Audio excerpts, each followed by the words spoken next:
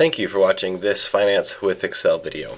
In this video, I'm going to walk you through the first assignment that I give to my international finance students. It's a very good assignment that introduces the students to a lot of the different capacities in Excel. So what this assignment does is basically what I have on a web page, or on my personal web page, I just have a table that's got a bunch of theoretical asset values of some theoretical multinational corporation that has assets in Thailand, Switzerland, and France, and with the currency code and the value of the asset in the native currency. So what I ask the students to do is I ask the students to link their Excel file to this web page, and then import into their Excel file the currency values, and then to create a table which automatically goes and retrieves the current exchange rate for each of those given currencies, and tells me the native value currency, the US value currency, the total value, and then has a button that I can push that refreshes the value. So if I push this button and we watch these numbers right here, they will change because I just went and it went and checked to make sure the asset values didn't change, and it also went and got the most up-to-date exchange rate data. So this is very dynamic. So if I, as the instructor, were to go, and this is when I grade my assignment, what I do is I'll go on my web page and I'll change some of these numbers, and then I will check the students' buttons to make sure that their macro works in order to bring in the most up-to-date values. And so this is a very good assignment that tests and introduces students to a lot of the various Excel skills. So now I'm going to show you how to build this assignment. The first step in building this assignment is getting the company's asset values into my database, or into my Excel. So linking my Excel to the internet to bring in the asset values.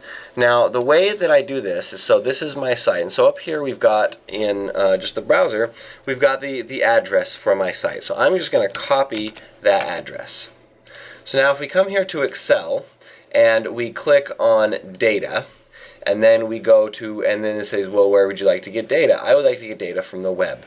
So it's going to pull up this browser. If this pops up, just click yes. The reason why is this is a very simple browser, and so a lot of the graphics that apparently the University of Maryland uses doesn't work. So then I'm just going to put the address in here, and I'm going to hit enter, and so it brings up my web page. And so now it puts arrows next to anything that you want me to bring in. And so I just want this little table right here that has the asset value. So I'm going to click import. It says, where do you want to put it? Let's just go ahead and put it in cell 1. And so it thinks, it connects, it goes to the internet, it collects all my data. Now you'll notice that it gives us this little A circumflex symbol at the very beginning. I'll show you in just a little bit how to get rid of those and make this table nice and pretty and dynamic. But now we've got all of the, we've now connected, this workbook is now linked to the internet, and it now will go get, and if these numbers update, or if anything on this table updates, it will automatically update this table too. So I'm going to rename this tab Company Data. Okay, so the next thing that we need to do is we need to get exchange rates. So exchange rates, normally we should have just been able to get exchange rate by just going to existing connections. So go to the data tab and click on existing connections, and then use this currency rates tab, the MSN Money Central Investor Currency Rates tab. However, Microsoft is obnoxious, and they updated their MSN Money web page, and this link no longer works, which is really obnoxious. So as of April 23rd, 2015, this hasn't worked since December 2014. So there's so I found a workway. There's another web page, and we'll just be linking to another web page. And it's just this xrates.com web page right here, and it has almost exactly the same thing that the MSN Money used to have, which is just a list of currencies and their current exchange rates, both in US dollars and the inverse of US dollars. So I'm just going to do the exact same thing. I'm just going to copy this URL, and I'm just going to say get data from web, and then I'm going to put the URL in the thing, and then it's going to bring up this table right here. Now once again we get these little yellow arrows, and we just want this bottom box. And this bottom box will end up bringing back, so this top box just gives us the most common currencies, and then this just gives us a list of a whole bunch of different currencies. So if we just click this bottom box, we click import, and then you say where do we want to put it. Let's put it right there. And now it is bringing us the live exchange rates for each one of these currencies. Now I'm going to rename this tab exchange rates. Okay, so if we look at the company data, we have a currency code and we have a currency value. So what we need to do is we need to find a way to link the currency code to each of these exchange rates. Now the exchange rates do not come in their currency code. So what I'm going to do is I'm going to make a third tab and I'm just going to call it VLOOKUP. Which means I'm going to use a lookup tab or a lookup table. So what I'm going to do here is I'm just going to link this tab to this exchange rate, drag it over, and then drag it down. Whoop, too far. Okay, and so now what I have is, let's link these. Okay, so this is going to be the currency. This is going to be the USD, the USD XXX exchange rate, and the foreign currency to USD exchange rate. And lastly, what we need is we just need the currency code. So to get the currency codes, what I did in this, and this just takes a few minutes, is I just Googled ISO currency codes, and I just got this big list of currency codes. And then I just went and manually put in all of the currency codes, and so that way I have the currency code right here based on the currency codes that are on just the standard currency codes that we have. And that took me just a few minutes. I'm going to pause while I put those in. Okay, so I went ahead and I put in all the different currency codes for each of these currencies, and I highlighted the currency codes in gray.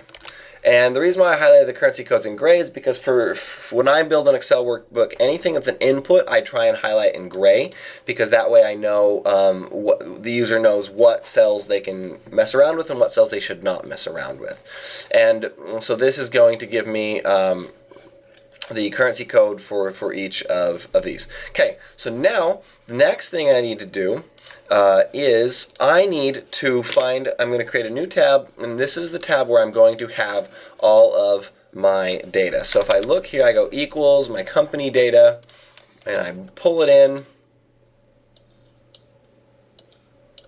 Oop, too far over here.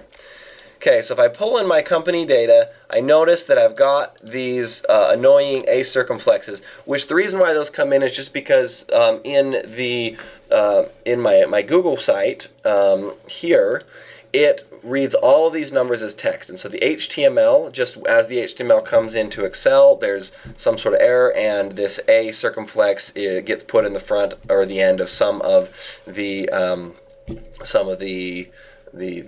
cells. So the way we get rid of those is we're going to create a special function, and it's going to be a special function that gets rid of special characters. So to do that, we go to our developer tab. Now if you don't have your developer tab, here's how you get it. You go to File, and then you go to Options, and then you go over here to Customize Ribbon, and then right here in the main tabs section, right here in the main tab section, you got this developer, and you'll just have to click it. And once you click your this developer tab will show up.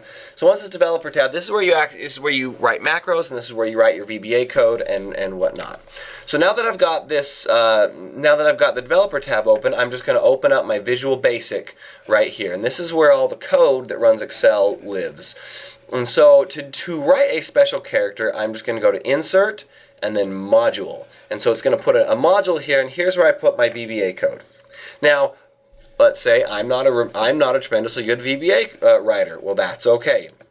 So what I do is I go to the internet and I just type in Excel remove special characters, and the first hit that I get is remove all special characters and spaces in one go, and I click on that. and I scroll down here, and this person right here has already written the VBA code for me. So I'm going to copy the VBA code that this nice James W. person has written for me, and I'm just going to paste it right here. Now, I only need to know a little bit about VBA code in order to fix this. And so basically what I need to look through, and I need to say, okay, so where are the list of special characters that we're going to get through? Well, it appears that that list is right here, and we're correct. That list is right here. Now, the other thing I need to know is what is it replacing? What is it going to replace these special characters with? And so right here, we just in this S input, it says replace $, and then whatever the S input is, or whatever the input is, it's going to look for the special characters, and it's going to replace them with this. Now, we don't want to replace them with spaces, we just want to replace them with nothing, so I'm going to get rid of that space. And then the last thing I need to do is I need to add this A circumflex and a space, because there are spaces here. There's an A circumflex space right here, so I'm going to need to add A circumflex and the space to the list of symbols that we are going to be getting rid of. So I just copied the A circumflex, and I'm just going to paste it right here. And I'm also going to add a space. So what it'll do is it'll look for // // all of these characters. It will find them all, and it will replace them with nothing. So now if I come back to the sheet 4 and I hit equals, I don't have to save my VBA code or anything. I just hit equals remove special, and voila, see, it shows up as one of our functions. So I just hit remove special, I go to company or country data, and we can see that it got rid of all of our special characters. And so we now have all of our characters without any spaces or special characters. Now, the only thing that we want to do now is right here. So what it does is this remove special character will automatically put these numbers right here in as text. And if I want to format these numbers, so right now if I tried to format these numbers, nothing happens because it says, well, this is text. How do I format text? So what I have to do is I actually also have to wrap this in a value function, which a value function just says, give me some text and I will turn it into a number. And so let's drag that formula down. I don't really need the decimals. And we've got, now we have all the numbers in the currencies that we need. Okay, so the last thing that we need to do is so this is the asset value in native currency. Okay. And so now we need the asset value in US dollars. So to do that, we just simply we're going to use our VLOOKUP command. A VLOOKUP command is a function that just says, take this key, go to your VLOOKUP table, find that key, and return one of the values to the right. And we determine which value to the right that we're going to return. So I'm just going to say equals VLOOKUP. My lookup value, my key is just that lookup or the currency code. I'm going to go to my VLOOKUP table, highlight this entire code or this entire table, make sure I anchor it by using the F4 so that way as I drag the formula down, the table doesn't drag down. And then I'm actually going to want to return the fourth column because I want to return the foreign currency USD conversion. So I'm going to do 4 and so this right here is column 1, 2, 3, 4. I want the values in this column. And so you can see it has given us the, oops, I made a mistake. So yeah, I also have to put in false. And what false does is false makes sure it says only bring back the exact value. So only bring back a value that is exactly equal to THB. So you almost always put false in for VLOOKUPs. And so now we have, this gives us the current exchange rate going from Thai baht into US dollars. So now we just take that exchange rate and we multiply it by the asset value. So that means in US dollars, the current value of our Thai assets is going to be $10 million, and the current value of our Swiss franc assets is 75. And as I drag this down, because it will bring back the exchange rate. Okay, so the last thing that we want to do, and now we want to add a sum so we can see the total value in US dollars of all of our assets. The last thing that we want to do is we want to add a button right here to the right that will tell us, that will refresh all of these numbers. So if I were to change the asset values, or if I were to change the exchange, or if the exchange rate changes, I click the button and it updates everything. Now to do this, we have to record a macro. So to do that, we go back to our developer tab and we click record macro, and then it says, well, what do we want this macro to be? This macro, I'm going to call it refresh, and I want it to be in this macro. Now, if you save a macro in your personal macro workbook, that means that that macro will exist every time you open Excel. So that's useful if you have a lot of time-saving macros that you want to put into your Excel. You can save them to your personal macro, but we only want them saved into this workbook. So now that I click OK, Excel is now tracking every keystroke and every click. And so and then once I run the macro, it'll just redo whatever I just did. So I just go back to the data and I go to this refresh all, and I just click refresh all button. And so now it's thinking, and you see it just updated our numbers. And then I just go back to my developer tab and I click stop recording, or down here in the bottom there's a stop recording button too, and I click stop recording. So then, back on this developer tab, I go to insert, and this right here is a button, so I just go button, and then it says, well, what macro would you like to assign to that button? Well, I know I saved that macro in this workbook, so it's the refresh macro. So I click OK, and I highlight this, and I'm going to call it refresh values, and we'll call it all good. Okay, so now every time I go and I click this refresh values button, it's going to go on, you can see it thinking, and it changed the exchange rate because the exchange rate had changed, or had updated since the last time we had refreshed all the data. Last thing I'm going to do with this is I'm going to add a little bit of formatting to make this look good. So first thing I'm going to do is I'm just going to get rid of all of the grids because sometimes they don't look good. I'm just going to do that. Next thing I'm going to do is I'm going to put a double line on the bottom of the graph.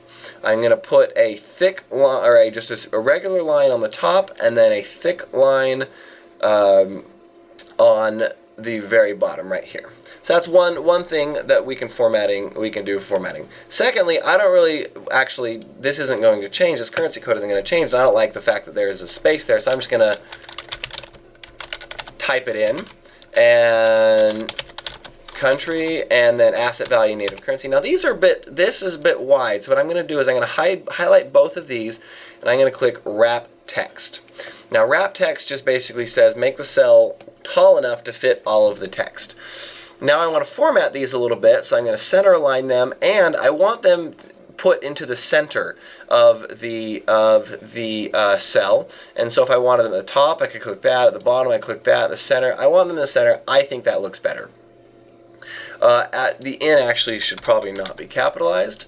And then I want to center align all of these numbers also.